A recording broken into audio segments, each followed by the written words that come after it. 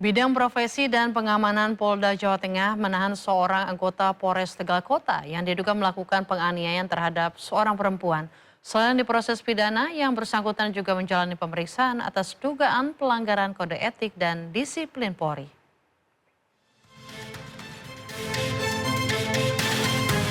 Menindaklanjuti laporan dugaan penganiayaan yang melibatkan anggota Polri, Bidpropam Polda Jawa Tengah mengambil langkah cepat dengan melakukan pemeriksaan dan penahanan terhadap Aibtu N, anggota Polres Tegal Kota. Sejalan jalani proses pidana, tersangka juga melakukan pemeriksaan atas dugaan pelanggaran disiplin dan kode etik profesi Polri. Untuk kepentingan pemeriksaan, Aibtu N telah ditempatkan dalam penahanan khusus. Ini dari Bidpropam atau dari Polda Jawa Tengah, dalam hal ada Bidpropam Polda Jawa Tengah sudah bergerak cepat kemarin menindaklanjuti terhadap oknum anggota Polres Tegal Kota yang berinisial N. Sudah dilakukan pengamanan, kemudian pemeriksaan dan sudah dilakukan penahanan. Terkait kalau Bidpropam terkait dengan kode etik, nah kemudian terkait dengan tindak pidananya, pelaporan ini dilaporkan di Bareskrim sehingga tindak lanjut dari penyidikan nanti kita menunggu dari penyidik Bareskrim. Kasus berawal dari laporan seorang perempuan berinisial MAN, warga Kabupaten Cirebon, Jawa Barat, yang mengaku menjadi korban dugaan penganiayaan sejak Desember 2023. Korban melaporkan peristiwa tersebut ke Bareskrim Polri pada 2 Juli 2006 lalu. Wardana Ainus melaporkan. Skandal korupsi program makan bergizi gratis semakin meluas. Kali ini seorang polisi aktif berpangkat jenderal ditetapkan Kejaksaan Agung sebagai tersangka korupsi ompreng MBG. Makan bergizi gratis yang seharusnya menyehatkan anak bangsa justru membuat kenyang para koruptor. Kejaksaan Agung resmi menetapkan satu lagi tersangka kasus dugaan tata kelola program MBG. Tersangka tersebut adalah seorang anggota polisi aktif berpangkat Brigjen Polisi inisial LMI. Perwira tinggi itu kini menjabat sebagai Sekretaris Deputi Bidang Promosi dan Kerjasama BGN. Tersangka diduga mengatur pengadaan ompreng atau tempat makan MBG hingga mengambil keuntungan dari tiap transaksinya. Dan pada yang bersangkutan telah dilakukan penahanan di Rutan Jasa Negeri, Rutan Salimba Cabang Jasa Negeri, Jakarta Selatan selama 20 hari ke depan. Dengan penetapan ini jumlah tersangka dalam perkara program makan bergizi gratis bertambah menjadi 7 orang.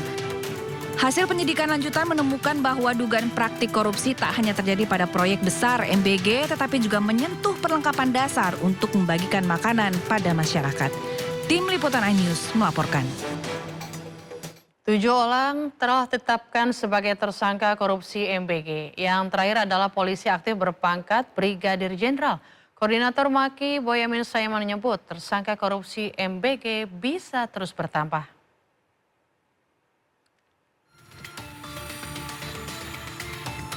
Bak kotak Pandora yang terbuka, tersangka korupsi MBG bertambah lagi. Kejaksaan Agung kali ini menetapkan Lalu Muhammad Iwan sebagai tersangka ke-7 dalam pusaran korupsi MBG. Kejagung menyebut Sekretaris Deputi Bidang Promosi dan Kerjasama Badan Gizi Nasional ini terlibat korupsi penjualan ompreng atau food tray.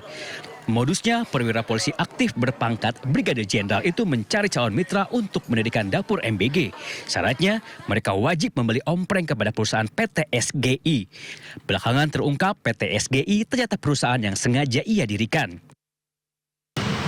Jadi perannya adalah pada tahun 2025, ini saudara LM ini meminta saksi YCS dan RD mendirikan suatu perusahaan ya, dengan tujuan sarana untuk melakukan penjualan alat berupa food tray kepada calon mitra SPBG dengan harga yang sudah ditentukan oleh tersangka LMI ya. Walaupun sudah menetapkan 7 orang tersangka, Ketua Masyarakat Anti Korupsi Boyamin Saiman menyebut jumlah tersangka korupsi MBG kemungkinan akan bertambah. Boyamin juga mendesak Kejagung tidak hanya menetapkan tersangka, tetapi juga harus bisa mengembalikan kerugian uang negara. Jadi ini masih banyak yang harus jadi tersangka, karena banyak yang dimanipulasi, banyak yang dikorupsi. Mulai dari titik dapur, pengadaan motor listrik, kompleng, mungkin CCTV, mungkin diduga juga terkait dengan pengadaan pakaian, pengadaan tablet, segala macam itu sudah seharusnya Kejaksaan Agung menyasar semua yang terlibat dalam korupsi MBG dan BGN. Karena apapun, ya untuk pertama tujuan utamanya adalah pengembalian kerugian negara. Karena kalau tidak disasar nanti pengembalian kerugian negara akan minim. Penetapan lalu Muhammad Iwan menambah jumlah petinggi Badan Gizi Nasional yang menjadi tersangka pencuri uang MBG. Sebelumnya, Kejagung sudah lebih dulu menangkap Ketua BGN Dedan Hindayana dan 2 wakilnya, Sony Sonjaya dan Lodewijk Pusung. Menyusul 3 tersangka lainnya dari pihak swasta, yakni Asep Yusuf Somantri, Nuri Harimah Sihombing, dan Andri Mulyono. Tim Liputan Ainus melaporkan. Polisi menetapkan 7 orang tersangka dalam kasus penyekapan di Gedung Percetakan Jakarta Pusat. Pernyataan ini disampaikan oleh petugas saat konferensi pers di Polda Metro Jaya.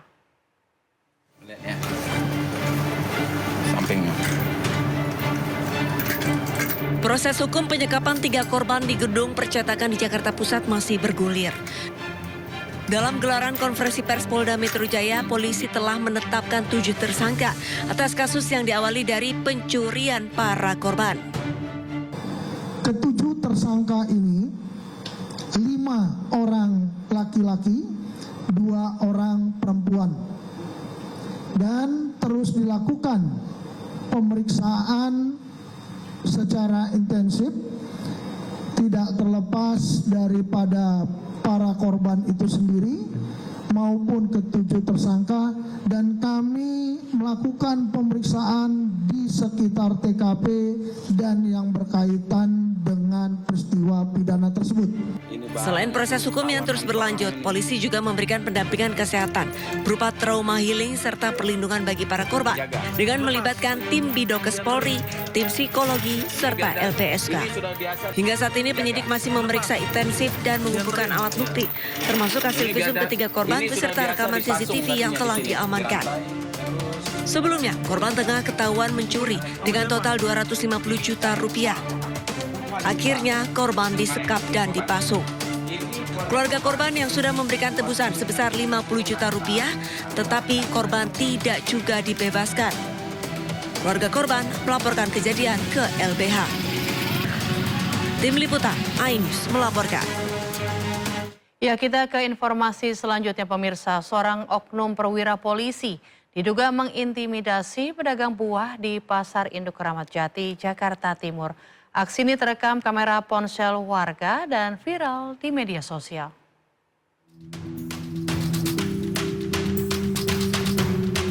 Pedagang buah di Pasar Induk Keramat Jati, Jakarta Timur diduga mendapatkan intimidasi dari seorang perwira polisi viral di media sosial. Anggota polisi berpangkat Balok 1 terlihat tak terima saat direkam oleh pedagang. Ngapain kamu? Ngapain kamu videoin? Kenapa? Ngapain videoin kamu? Ngapain? Kejadian bermula saat pedagang tengah melayani pembeli. Saat itu pula dagangan yang masih diatur untuk dimasukkan ke dalam lapak ditegur perwira polisi dari Polsek Keramat Jati. Di situ dia terus maki-maki saya, kamu ini ngeyel. Kamu udah berapa kali ditegur, masih tetap aja. Di situ lah saya bilang, loh Pak, posisi Bapak ini kan sebagai pendamping. Bapak nggak punya hak untuk berbicara, apalagi ikut mengatur. Nah, di situ dia tambah marah, tambah maki-maki saya. Sampai dia bilang sama yang punya lapak, manggil Pak Haji yang punya lapak itu, agar saya nggak boleh ngontrak di lapak itu. Maksud dia apa seperti itu? Sementara itu menurut Kasih Humas Polres Metro Jakarta Timur, saat ini pihaknya sedang menyelidiki kedua belah pihak dan akan dipanggil untuk dimintai keterangan. Dari Jakarta, Rio Manik, Ainus melaporkan.